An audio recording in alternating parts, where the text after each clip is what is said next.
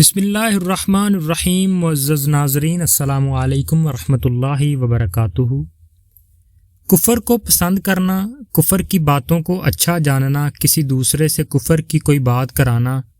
کسی وجہ سے اپنے ایمان پریشان ہونا کہ اگر مسلمان نہ ہوتے تو فلانی بات حاصل ہو جاتی، اولاد وغیرہ، کسی کے مر جانے پر رنج میں اس قسم کی باتیں کہنا، خدا کو بس اسی کو مارنا تھا، دنیا بھر میں مارنے کے لیے بس یہی تھا، خدا کو ایسا نہ چاہیے تھا، ایسا ظلم کوئی نہیں کرتا جیسا تو نے کیا۔ خدا اور رسول صلی اللہ علیہ وآلہ وسلم کے کسی حکم کو برا سمجھنا، اس میں عیب نکالنا، کسی نبی یا فرشتے کی حقارت کرنا، ان کو عیب لگانا، کسی بزرگ یا پیر کے ساتھ یہ عقیدہ رکھنا کہ ہمارے سب حال کی اس کو ہر وقت خبر رہتی ہے، نجومی پنڈت یا جس پر جن چڑھا ہو اس سے غیب کی خبریں پوچھنا یا فال کھلوانا، پھر اس کو سچ جاننا، کسی بزرگ کے کلام سے فال دیکھ کر اس کو یقینی سمجھنا، کسی کو دور سے پکارنا اور یہ سمجھنا کہ اس کو خبر ہوگی، کسی کو نفع نقصان کا مختار سمجھنا، کسی سے مرادیں مانگنا یا روزی یا اولاد مانگنا، کسی کے نام کا روزہ رکھنا، کسی کو سجدہ کرنا، کسی کے نام کا جانور چھوڑنا یا چڑھاوا چڑھانا،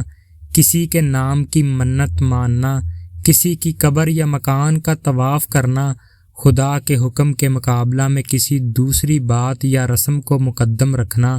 کسی کے سامنے جھکنا یا تصویر کی طرح کھڑا رہنا، توپ پر بکرا چڑھانا، کسی کے نام پر جانور ذبح کرنا، جن بھوت پریت وغیرہ کے چھوڑ دینے کے لیے ان کی بھینٹ دینا، بکرا وغیرہ ذبح کرنا، بچے کے جینے کے لیے اس کے نار کا پوجنا، کسی کی دہائی دینا، کسی جگہ کا کعبہ کے برابر ادب و تعظیم کرنا، کسی کے نام پر بچے کے کان اور ناک چھیدنا، بالی اور بلاک پہنانا، کسی کے نام کا بازو پر پیسہ باندھنا یا گلے میں ناڑا ڈالنا، صحرا باندھنا،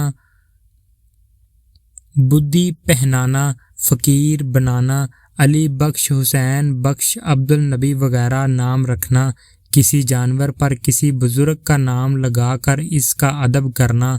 عالم کے کاروبار کو ستاروں کی تاثیر سے سمجھنا، اچھی بری تاریخ اور دن کا پوچھنا شگون لینا، کسی مہینہ یا تاریخ کو منحوس سمجھنا، کسی بزرگ کا نام بطور وظیفہ کے جپنا، یوں کہنا کہ خدا اور رسول صلی اللہ علیہ وآلہ وسلم اگر چاہے گا تو فلاں کام ہو جائے گا، کسی کے نام یا سر کی قسم کھانا، تصویر رکھنا، خصوصاً کسی بزرگ کی تصویر برکت کے لیے رکھنا اور ان کی تعظیم کرنا کفر اور شرک کی باتیں ہیں۔